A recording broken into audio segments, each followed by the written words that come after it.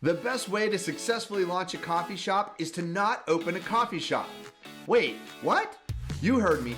At the end of this video, I'll share what I mean by this, and I'll also share a winning technique to ensure that the day you open the doors of your own coffee shop, you'll be swamped with raving fan customers. First, every new venture needs a solid business model. So I'm going to share the 9 elements of a successful coffee cafe using a business model canvas. Let's get into it.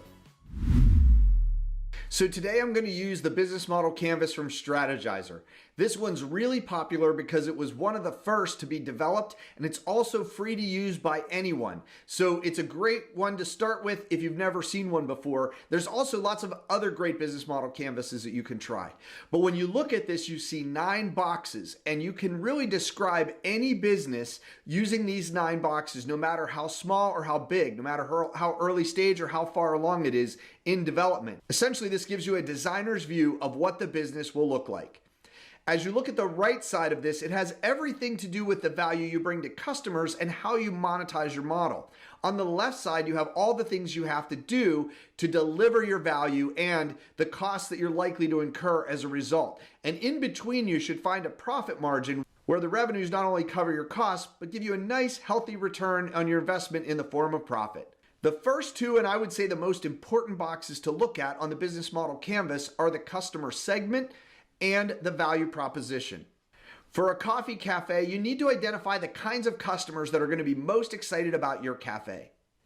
In this case, I've called the group commuting coffee aficionados. These are people that are commuting to work every day, they love coffee, and they really insist on good coffee. And so they consider themselves aficionados of coffee, but they also are looking for an opportunistic way to get a great cup of coffee or coffee type beverage on their way to work. Next, the value proposition. These are the type of individuals who consider themselves to be an elite coffee drinker. Further, they often have a fear of being seen as ordinary. So in this way, they're looking to the coffee to say something about who they are as someone who's out of the ordinary, someone who's really, really passionate about coffee and really enjoys a great cup of coffee. Next, we have the customer relationship. This is usually measured as a high-touch relationship, a medium-touch relationship, or a low-touch relationship. Those businesses that really require specific individuals to interact directly with customers generally have a business model that depends on a high-touch relationship. Those that really operate on autopilot, where a consumer or customer might never talk with someone at the company, that would be considered a low-touch relationship. So oftentimes apps or online platforms that we use have a low-touch relationship because we never really talk to anyone who works in the business. But a high-end coffee cafe is going to be a high-touch business because you're really going to need to have those baristas that really, really know coffee, and they're going to interact with customers and really make customers feel welcome and glad that they came in to get their coffee in that location. Next, we have channels. Channel is really just how the customer gets the product or how you reach your customer. So in this case, your location and perhaps the visibility, maybe the ease of getting in and out of the parking lot are going to be a big part of the channel for how you get the customers that you have as they come in and pick it up. But you also may have a strong social media presence that allows the individuals who get coffee there to feel like part of a community or to feel connected to your business. Next, we have the money model, what's called the revenue stream. For this example, I'm going to keep this really, really simple, assuming that you only sell coffee and a coffee drink is $4 per cup. If you have a great location and a lot of traffic, maybe you can sell 250 cups a day. That means you're making $1,000 a day in revenue. And if you're open 360 days a year, that's $360,000 a year in revenue. That sounds great, but we still have to look at what it takes to actually be able to generate that revenue. So let's take a look at the left side of the business model canvas. If you're really serious about launching a coffee business but not sure where to start, click on the link in the description below to download my free 21 days to launch a coffee business checklist. So let's start with key activities. Key activities for a coffee business are the ability to make coffee quickly that also have a lot of appeal to customers. It also involves a lot of engagement with customers through social media, also in-person interactions, perhaps an email list or follow-ups that you do with every customer that you encounter. Next, we have key resources. These are the things that you have to have in order to make your business work. For a coffee cafe, you need a location, and that location, where it is, the amount of traffic, and the ease of getting in and out all become factors in how desirable it is for people to be able to reach you and to buy your product. So this is part of your key resources. You also have lots of specialized equipment, and often it can be very expensive equipment.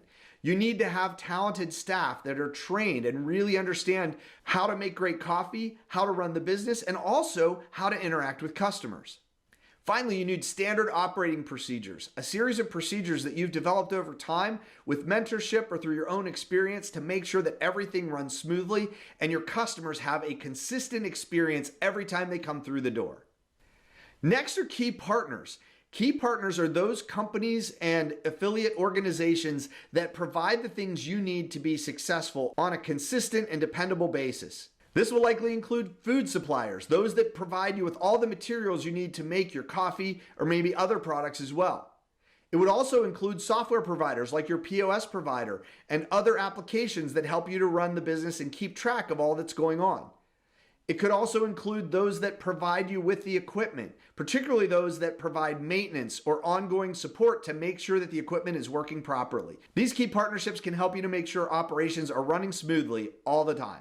With all of these activities, resources, and partnerships that you have on the left side, you have associated costs. This is where we want to do a breakdown of all the costs associated with running your coffee business. Because even though it sounds great that this business can produce $360,000 per year, if the costs exceed that, that's not a successful business. So you need to have a healthy profit margin, and you need to be able to produce this profit margin consistently and in a sustainable way. Okay, now let's break down the costs. Assume you can find a relatively reasonable location that's $2,500 a month to get started. That would come out to about $30,000 a year for the lease of the location. You also have the cost of goods sold. So cost of goods sold for this example we'll assume is about $1.20 per cup. Now keep in mind we said that we could sell the coffee for about $4 per cup. So that sounds like a really healthy margin, but what you have between the sale price and the cost also has to cover a lot of your other overhead, including the leases. But at $1.20 per cup, you can assume about $108,000 per year in cost of goods sold to correspond with the sales numbers that we projected. You also have to pay employees. Assuming you have a full-time manager and also a full-time coffee barista, you can assume about $1,920 per week. That's almost $100,000 per year. But don't forget taxes and payroll. I'm going to assume about $18,000 to cover these, and that may vary depending on your location and the kinds of taxes that apply to your business. We'll also assume utilities at around $600 per month. That comes out to $7,200 per year. If maintenance and repairs are also about $300 a month, that's another $3,600 per year in cost. And of course, you also have software and the internet to be able to run your POS system and other critical systems. Assuming that's about $420 a month, that comes out to over $5,000 per year. Likewise, if you spend about $250 a month on marketing and office expenses, that comes out to another $3,000 per year. So ultimately, that brings us to about $274,740 per year. So let's compare that with the $360,000 in revenue that we generated with this business. That gives you a profit margin of $85,260. Not bad. So if you can run your coffee shop in a lean way using some of the cost numbers we had here, and you're able to generate the revenue we described, that's going to give you a reasonable amount of profit to take home. Further, if you're one of the employees working in the business, if you're the manager, for instance, you'll also take home the wages that you made from the business. And I think it's really important as an owner to pay yourself for every job that you do in the business as soon as you're able to. Because by doing this, you make sure the business is truly sustaining itself. You're getting paid for the work that you do, and your profit is really what you gain because of the risk you've taken and the hard work and sweat equity that you've put into building this business. It's also important to note here that we focus the revenue just on selling coffee by the cup. And of course, as you know, any cafe is going to sell more than just cups of coffee. So the good news here is there's lots of room to expand the business in terms of adding other products, whether it's grab and go pastries or whether it's actual food items, if you have maybe a breakfast menu or some snacks.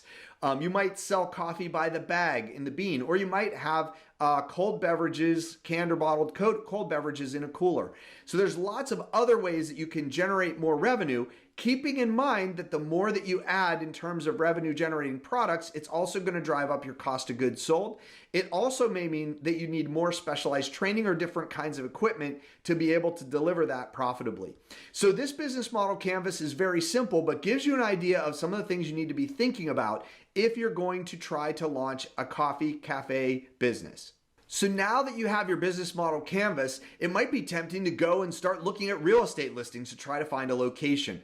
But as I said in the beginning, it's been proven that it's much more effective if you iterate your way to success. It gives you the opportunity to test your assumptions on your business model canvas.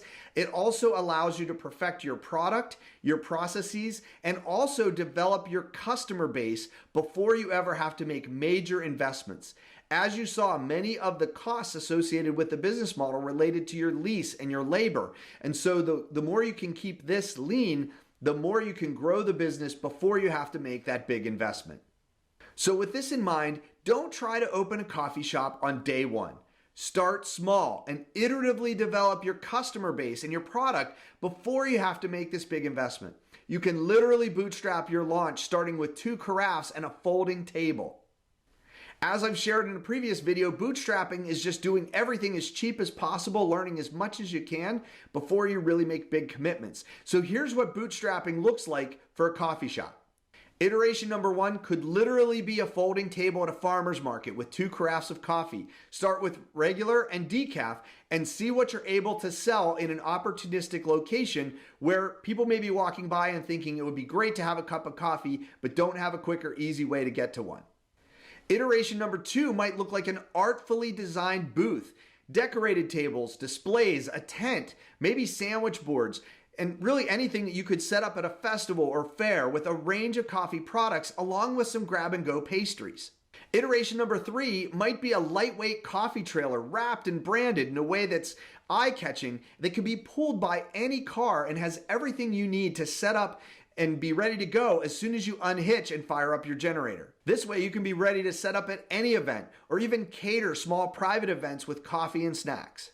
Iteration number 4 might be a high visibility branded food truck outfitted for gourmet espresso and coffee based drinks with artisan appetizers and meals, maybe set up at a semi-permanent location as well as being able to cater large events or to do pop-ups at large special events. This may be more costly, but it may give you the ability to have a very flexible format to deliver coffee in a lot of different ways.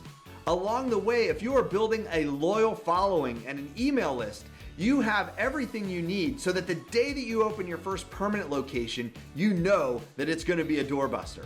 If you want to learn more about building a business model canvas for your business, check out my video, Your New Venture Must Have a BMC. Keep going.